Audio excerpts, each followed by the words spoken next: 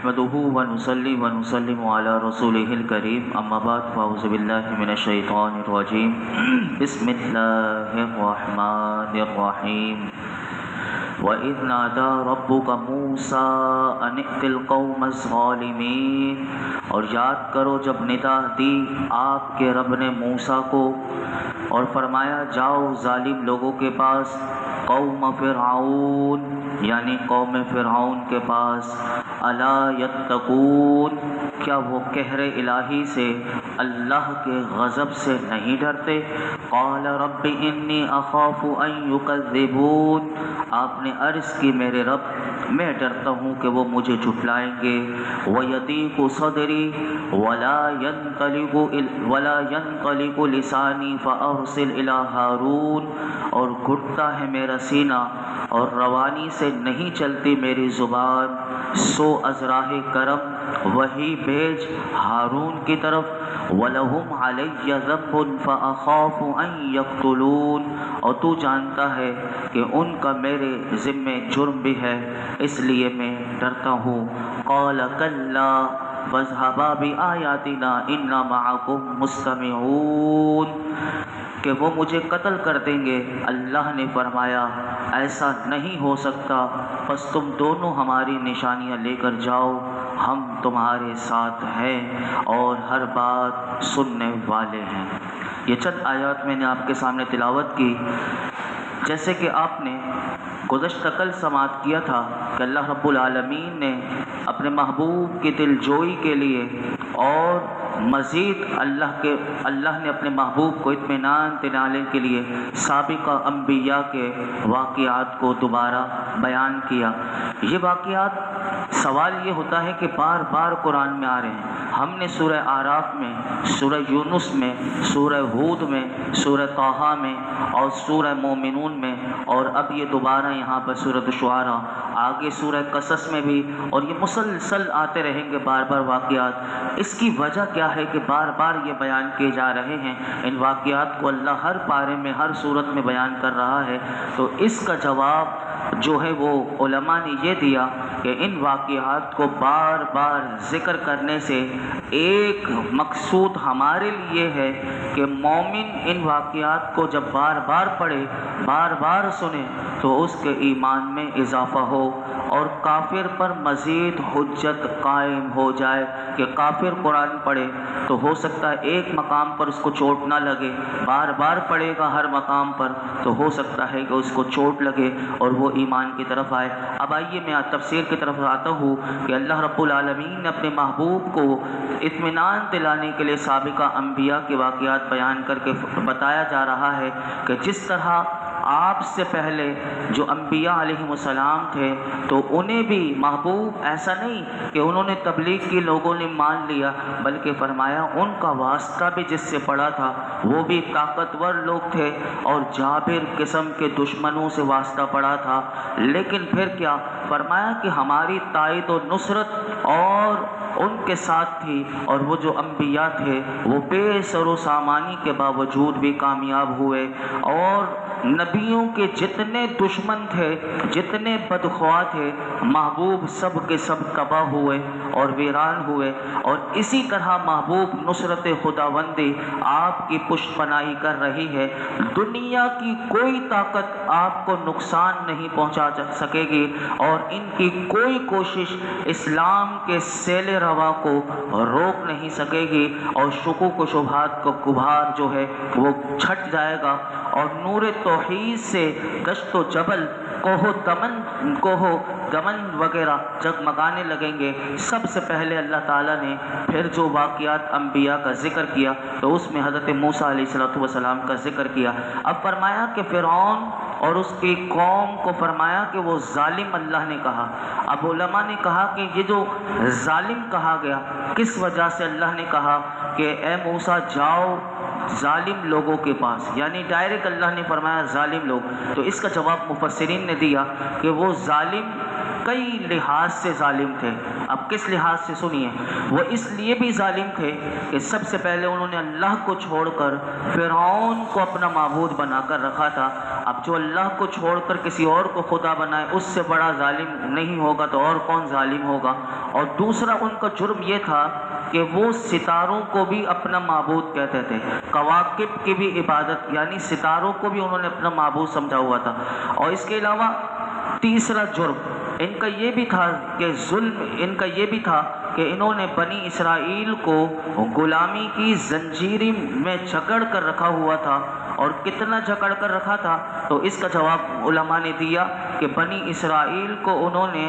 تقریباً 400 برس تک، اندازہ لگائے 400 سال تک غلام بنا کر رکھا تھا، اور اتنا ان سے کام لیتے تھے کہ بڑی بے رحمی سے ان سے جسمانی مشقت کا کام کرواتے اور کوئی اجرت بھی نہیں دیتے تھے۔ اور بنی اسرائیلیوں کے معصوم بچوں کا بے درے قتل عام کا قانون وہاں پر نافذ تھا، اور انہوں نے معصوم بچوں کو بنی اسرائیلیوں کے اتنے قتل کروائے تھے بے درے کہ یعنی انہوں نے ظلم کر دی تھی۔ وہ بچوں کا قتل کیوں ہوا تھا وہ میں پیچھے بتا چکا تھا کہ حضرت موسیٰ علیہ السلام نہ بڑے ہوں اور نہ فرعون کے سامنے آئیں، لیکن دیکھیے اللہ نے یہ ان کے جرم بتائے۔ اچھا، اسی طرح فرمایا کہ اگر یہ قوم ظالم نہیں کہلائے گی، یعنی اتنے معصوم بچوں کا قتل کرنے کے بعد، تو پھر کون ظالم کہلانے کا مستحق ہوگا۔ اسی طرح نبوت اور رسالت کی نازک ذمہ داریوں کا احساس کرتے ہوئے پھر جب یہ اللہ نے حکم دیا کہ موسیٰ علیہ السلام کو کہ جاؤ ظالم لوگوں کے پاس، تو کیونکہ یہ منصب اتنا اہم منصب ہے تو اس کی ذمہ داری اتنی اہم ہے، تو حضرت موسیٰ علیہ السلام نے اللہ کی بارگاہ میں عرض کی کہ میرے مولا، بسا اوقات میں دل میں تنگی محسوس کرتا ہوں اور میری زبان میں لکنت ہے، کیونکہ میرے ذمے ان کا قتل بھی ہے، اور میری زبان میں لکنت جو ہے وہ فرعون نے بچپن میں آگ کا انگارہ میں نے اٹھا کر منہ میں رکھ لیا تھا، اس کی وجہ سے میری زبان میں لکنت ہے، اور میرے ذمے ان کے فرد کا قبطی کا ایک قتل بھی ہے۔ ایسا نہ ہو کہ جب میں فرعون کو تبلیغ کرنے کے لیے جاؤں تو پھر میں تبلیغ فریضہ رسالت جو ہے اس کو ادا کرنے سے قاصر رہوں۔ تو پھر آپ نے عرض کی کہ اے میرے مولا، میرے بھائی ہارون کو، کیونکہ وہ زیادہ فصیح و بلیغ گفتگو کرنے والے ہیں، اسے میرا معاون کر دے اور انہیں بھی رسول بنا دے، تو ہم دونوں مل کر بہتر طریقے سے اپنا فریضہ ادا کر سکیں گے۔ پھر جب آپ نے آگے ایک اور بات بھی اللہ کی بارگاہ میں کہی تھی کہ میرے مولا، کہ اللہ تعالیٰ نے پہلے تو یہ فرمایا کہ تمہاری یہ درخواست منظور، یعنی حضرت ہارون علیہ السلام کو آپ کا وزیر اور معاون بنا دیا گیا، اور پھر اللہ نے تسلی کتنی زبردست دی، فرمایا قال کلا، جب آپ نے یہ کہا کہ کہیں ایسا نہ ہو کہ وہ میں جب انہیں تبلیغ کرنے لگوں تو وہ تو پرانا جو میرے ذمے قبطی جو ان کا مارا گیا تھا، ایک گھونسا مارا تھا وہ مر گیا تھا، کہیں اس کے جرم میں مجھے قتل نہ کر دیں۔ تو پھر اللہ تعالیٰ نے فرمایا کہ بے فکر رہو، فرعون تمہارا بال بھی بیکا نہیں کر سکے گا، جاؤ تم تبلیغ کرو، میں تم سب کی باتیں بھی سنوں گا اور میں تمہاری حفاظت بھی کروں گا۔ پھر کیا ہوا سنیے، فرمایا قرآن بتاتا ہے فَأْتِيَا فِرْعَوْنَ فَقُولَا إِنَّا رَسُولُ رَبِّ الْعَالَمِينَ، سو دونوں جاؤ فرعون کے پاس اور اسے کہو کہ ہم اللہ کے بھیجے ہوئے رب العالمین کے رسول ہیں۔ حضرت موسیٰ علیہ السلام کو جب اللہ تعالیٰ نے اپنی معیت اور نصرت کا یقین دلا دیا اور اس نازک ترین مہم پر آپ روانہ ہوئے، تو موسیٰ اور ہارون علیہ السلام دونوں کے دونوں جب فرعون کے دربار میں پہنچے تو سب سے پہلے فرعون کے دربار میں پہنچ کر کہا کہ ہمیں رب العالمین نے بھیجا ہے اور ہم اس لیے آئے ہیں کہ تو بنی اسرائیل کو اپنی غلامی سے آزاد کر دے تاکہ ہم انہیں لے کر اپنے آبائی وطن شام کی طرف ہجرت کر جائیں۔ اسی بات کو قرآن بیان کرتا ہے ان ارسل معنا بنی اسرائیل، ہم تمہیں کہتے ہیں کہ بھیج دے ہمارے ساتھ ہماری قوم بنی اسرائیل کو۔ اب جب فرعون نے یہ سنا تو پھر قرآن بتاتا ہے کہ اس نے کیا ریئیکٹ کیا، قال الم نربک فینا ولیدا ولبثت فینا من عمرک سنین، وَفَعَلْتَ فَعْلَتَكَ الَّتِي فَعَلْتَ وَأَنْتَ مِنَ الْكَافِرِينَ۔ فرعون کو جب آپ نے جا کر فوراً یہ کہا کہ ہم دونوں اللہ کے بھیجے ہوئے رسول ہیں، تو فرعون نے آگے سے ریئیکٹ یہ کیا کہ فرعون نے یہ سن کر کہا موسیٰ کیا ہم نے تجھے پالا نہیں تھا اپنے یہاں جب کہ تو بچہ تھا، اور بسر کیے تو نے ہمارے پاس اپنی عمر کے کئی سال، اور تو نے ارتکاب کیا اس فعل کا جس کا تو نے ارتکاب کیا، اور تو بڑا احسان فراموش ہے۔ اللہ اکبر۔ اللہ کے نبی کو کیا جواب دے رہا ہے۔ موسیٰ علیہ السلام کی دو باتیں تھیں، ایک تو تھا کہ میں اللہ کا نبی بن کر اور اس کا رسول، اور دوسری بات آپ نے سماعت کی کہ بنی اسرائیل کو بھیج دے۔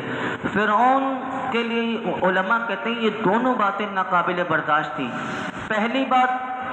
سے براہ راست یعنی میں اللہ کا رسول ہوں، اس سے اس کی خدائی پر زد پڑتی تھی۔ اس نے یہ دعویٰ کر رکھا تھا کہ آگے 29ویں پارے میں آئے گا کہ فرعون نے یہ دعویٰ کیا ہوا تھا انا ربکم الاعلیٰ، کہ میں ہی تمہارا بلند و بالا اعلیٰ رب ہوں۔ یعنی یہ فرعون کے الفاظ اپنی قوم میں تھے، اور انہیں یہ یقین دلاتا تھا بار بار فرعون اپنی قوم کو، بنی اسرائیلیوں کو، کہ ما علمت لکم من الہ غیری، میں اپنے سوا تمہارے لیے کسی خدا کو نہیں جانتا۔ یہ فرعون اپنی قوم کو یہ سبق پڑھاتا تھا۔ وہ کیسے گوارا کر سکتا تھا کہ مجمع میں حضرت موسیٰ علیہ السلام اور اس وقت یہ کہیں کہ میں اللہ کا رسول ہوں، اور کوئی کسی اور رب کا ذکر کرے، تو علماء کہتے ہیں کہ وہ اس بات کو برداشت نہیں کر سکتا تھا۔ اور رہا بنی اسرائیل کی آزادی کا مسئلہ، تو اس کے لیے تو وہ غور کرنے کے لیے بھی تیار نہیں تھا۔ کیوں؟ اس کی وجہ یہ تھی کہ وہ بنی اسرائیل کو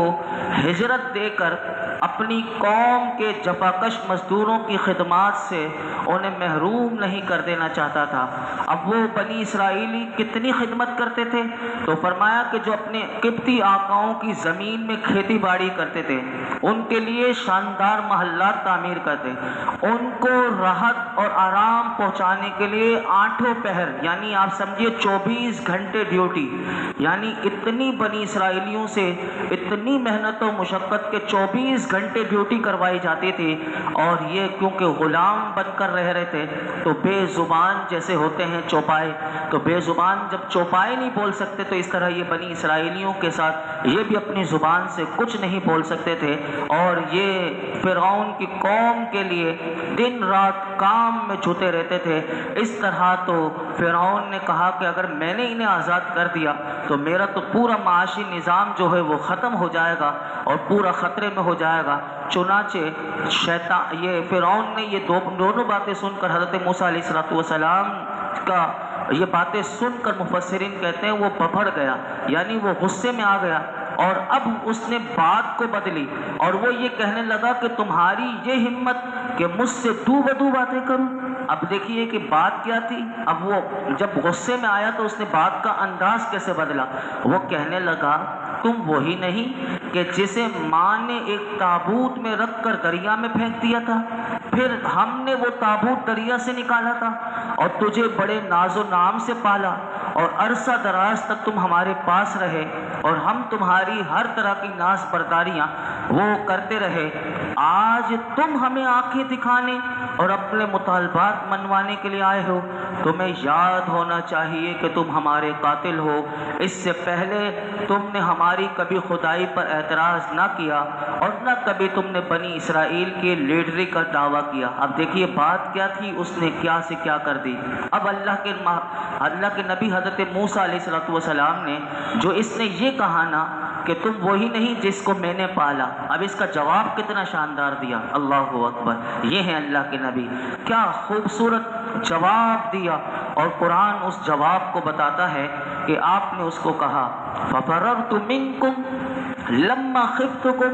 فَوَهَبَ لِي رَبِّي حُكْمًا وَجَعَلَنِي مِنَ الْمُرْسَلِينَ، تو میں بھاگ گیا تھا تمہارے ہاں سے جبکہ میں تم سے ڈرا، پس بخش دیا میرے رب نے اور حکم اور بنا دیا مجھے رسولوں سے۔ وَتِلْكَ نِعْمَةٌ تَمُنُّهَا عَلَيَّ أَنْ عَبَّدْتَ بَنِي إِسْرَائِيلَ۔ آپ نے اس فرعون کو یہ جواب دیا کہ اور یہ نعمت جس کا تو مجھ پر احسان جتلاتا ہے، حالانکہ تو نے غلام بنا رکھا تھا بنی اسرائیل کو۔ آپ نے سب سے پہلے تو اس کا وہ جواب دیا، اس کی دوسری بات کا جواب دیا کہ جو اس نے کہا تھا کہ تم ہمارے قاتل ہو، تو اس کا جواب آپ نے یہ دیا کہ ایک قبطی جو میرے ہاتھ سے مارا گیا تھا، تو اس وقت میں نے اسے قتل کرنے کا ہرگز ارادہ نہیں تھا، بلکہ وہ میرے قومی بھائی، یعنی جو آپ بنی اسرائیل سے وہ لڑ رہا تھا، آپ اس کی لڑائی چھڑانے کے لیے، کیونکہ وہ اور زیادہ ظلم کر رہا تھا، تو آپ نے اس کو ادب اور تربیت کے لیے ایک گھونسا مارا تھا، تو وہ ایک گھونسا اللہ کے نبی کا حضرت موسیٰ علیہ السلام کا برداشت نہیں کر پایا تھا، تو آپ نے فرمایا کہ وہ میرے قومی بھائی سے ہاتھا پائی کر رہا تھا، میں نے صرف اسے ایک گھونسا رسید کیا تھا اور وہ مر گیا۔ اور پھر فرمایا کہ میرے رب نے مجھ پر کرم کیا اور میں حکمت اور رسالت سے نوازا، اور اسی رب نے مجھے پیغام پہنچانے کے لیے تیرے پاس بھیجا، اور میں اس وقت جو چلا گیا تھا ملک چھوڑ کر، تو اس وقت چونکہ میں اس لیے ڈرا تھا کہیں ایسا نہ ہو کہ تو سنے نہیں اور مجھے قتل کر دے، اس لیے میں وہاں سے چلا گیا، لیکن میرے رب نے مجھ پر کرم کیا کہ اس نے مجھے حکمت اور نبوت سے نوازا، اور اسی رب نے مجھے پیغام پہنچانے کے لیے تیرے پاس بھیجا۔ اب آئیے دوسری بات کا، یعنی پہلی بات کا اس کا الزام جو تھا، تو اس کا جواب یہ دیا کہ تو یہ احسان مجھ پر جتلاتا ہے کہ تو نے مجھے پالا۔ یہ احسان جھٹلاتے ہوئے آپ نے کہا تجھے شرم نہیں آئی فرعون؟ تو نے ساری میری قوم کی، میری جتنی قوم ہے بنی اسرائیل، فرمایا کہ تو نے میری ساری قوم کو غلامی کی بیڑیاں پہنا رکھی تھی، میں جو تیری قوم سے، فرمایا ان سے جسمانی مشقت کے، تیری قوم جو فرعون کی قوم ہے، فرمایا کہ تو تیری قوم میری قوم سے ایسا جسمانی مشقت کا کام لیتی ہے کہ جس کے تصور سے رونگٹے کھڑے ہو جاتے ہیں۔ اے مجھ پر احسان جتلانے والے، کیا تو وہی نہیں کہ جس نے بنی اسرائیل کے معصوم بچوں کو قتل کرنے کا سفاکانہ قانون تو نے نافذ کر کے رکھا ہوا تھا؟ تیرے اس ظلم سے بچانے کے لیے میری ماں نے اپنے کلیجے پر ہاتھ رکھ کر دریائے نیل کی اس کی لہروں کے سپرد مجھے کر دیا تھا۔ تو مجھے قتل کرنے کے در پہ تھا، لیکن تیرے اس ظلم سے بچانے کے لیے میرے رب نے تیرا دل پھیرا۔ تو مجھ پر احسان جتلاتا ہے، تو میرا قاتل بننا چاہتا تھا، لیکن میرا رب جو ہے وہ دلوں کو پھیرنے والا ہے، اسی رب نے سب سے پہلے تیرے دل کو پھیرا، اور تو جو قتل کرنا چاہتا تھا تیرے دل میں میرے لیے محبت ڈالی۔ یعنی فرعون کو کہا کہ تیرے دل میں میرے لیے سب سے، اور یہ بھی مفسرین نے لکھا کہ جب تابوت کھولا گیا تھا آپ کا چہرہ اتنا وجیح تھا، اللہ اکبر، کہ فرعون دیکھتے ہی آپ پر فدا ہو گیا تھا۔ اور فرعون کیونکہ وہ نہ ولد تھا اور نہ مرد تھا، کہ کیونکہ اس کے ہاں تو کوئی اولاد نے بھی نہیں ہوئی تھی، تو جب حضرت موسیٰ علیہ السلام نے اس نے جب دیکھا تھا تو وہ آپ پر فدا ہو گیا تھا۔ تو آپ نے وہی بات کہی کہ تو مجھے قتل کرنا چاہتا تھا، لیکن تو مجھ سے پیار کرنے لگ گیا، مجھے تیرے محل میں لا کر میرے رب نے تیری گود میں پلوانا چاہا، اور اس میں حکمت یہ تھی کہ تجھے بتانا چاہتا تھا میرا رب کہ جس بچے سے بچنے کے لیے تو معصوم بچوں کا خون بہا رہا ہے، دیکھ وہ یہی بچہ ہے کہ جس کو ہم تیرے محل میں لے کر آ گئے۔ تو نے تو نجومیوں کے سن کر تو نے سارے بچوں کے قتل کا حکم دے دیا تھا، لیکن میرے رب کی قدرت دیکھ، اس نے تیرے ہی دربار میں مجھے پہنچایا، اور مجھے بڑا بھی تیرے دربار میں کروایا، اور تجھے میری خدمت پر معمور کر دیا۔ اے خدائی کے جھوٹے دعوے دار، اگر تو خدا ہوتا تو تو اپنے منصوبے کو عملی جامہ پہنانے میں کبھی بھی ناکام نہیں ہوتا، اور جس بچے کی ولادت سے تیرے نجومیوں نے تجھے ڈرایا تھا وہ تیری گود میں پلا، اور تیرے نجومی تجھے یہ نہ بتا سکے کہ وہ تو تیری گود میں ہی آ گیا، کہ جس بچے کو ہم نے کہا تھا قتل کروا دے، لیکن جب میں تیری گود میں آیا تو تیرے نجومی یہ نہ بتا سکے کہ یہ وہی بچہ ہے۔ فرمایا کیا ایسے بے بس اور بے خبر انسان کو یہ بات زیب دیتی ہے کہ وہ خدائی کا دعویٰ کرے؟ کیا زبردست بات کہی، اللہ اکبر۔ اب فرعون نے جب یہ باتیں سنی فوراً بات کا انداز بدل دیا. اب اس نے کیا کہا وہ میں کل بیان کروں گا. اللہ رب العالمین ہمیں قرآن حکیم کا فیضان عطا فرمائے. الحمدللہ رب العالمین والصلاة والسلام علی سید الانبیاء والمرسلین وعلی آلہ واصحابہ اجمعین. یا اللہ پاک جو کچھ ہم نے سنا اس میں کوئی غلطی کوتاہی معاف فرما، اپنی بارگاہ میں قبول فرما، قرآن حکیم کا نور عطا فرما. اے رب کریم اپنی ذات پر کامل یقین عطا فرما. یا اللہ